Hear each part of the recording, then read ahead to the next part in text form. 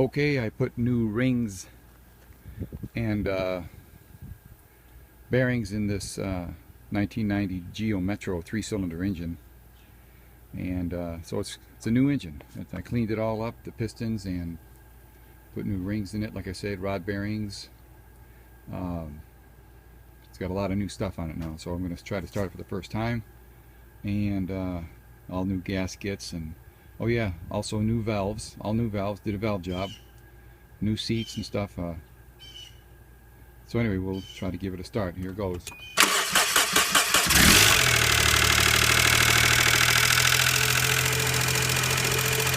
Sounds pretty good.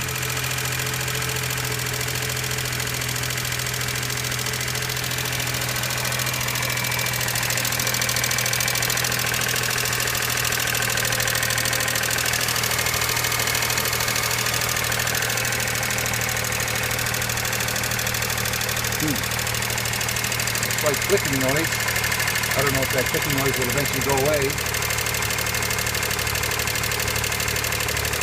or it's supposed to be a clicking noise. Not sure. Anyway, at least it started. We'll go from there. Over and out.